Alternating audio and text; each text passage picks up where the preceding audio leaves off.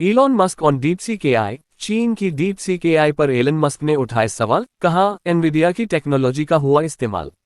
Elon Musk on DeepSeek AI. DeepSeek के तकनीकी दावों में धोखाधड़ी करने के आरोप तक लगने शुरू हो गए हैं।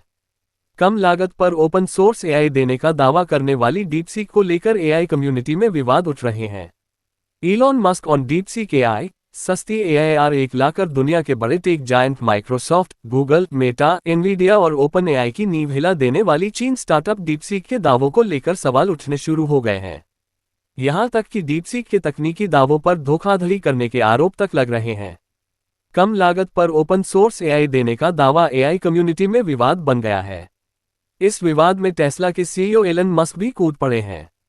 उन्होंने एक्स पर पोस्ट कर कहा है कि डीपसीक ने अपने एआई में संभवतः 50,000 एनवीडिया हुपर जीपीयू का उपयोग किया है।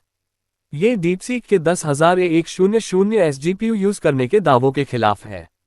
स्केल एआई के अरबपति सीईओ अलेक्जेंडर वांग ने भी दावा किया है कि डीपसीक के एआई बनाने में निश्चित रूप से एनवीडिया H100 जीपीयू तकनीक का उपयोग हुआ है। एलन मस्क ने भी डीपसीक के खिलाफ अलेक्जेंडर वांग के इसी आरोप के समर्थन में एक्स पर अपनी भावनाएं पोस्ट की है। डीपसीक ने 2 महीने में तैयार कर लिया नया एआई मॉडल। चीनी स्टार्टअप डीपसीक का दावा है कि उसे ओपन सोर्स एआई मॉडल तैयार करने में केवल 2 महीने लगे हैं। वहीं इस पर लागत भी $6 मिलियन से कम की आई है। वहीं डीपसीक का यह भी दावा है कि एनवीडिया के कम पावरफुल जीपीयू H800 का उपयोग किया गया है।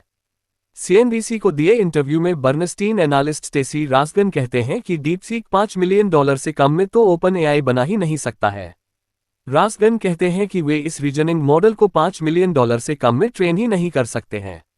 इसलिए ओपन सोर्स एआई बनाने में $6 मिलियन से कम के खर्च के दावों पर भरोसा करना मुश्किल है।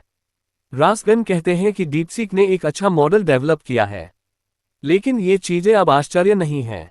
दुनिया के कई लैब इस पर काम कर रहे हैं और एआई कम्युनिटी के लिए यह अज्ञात चीज नहीं है।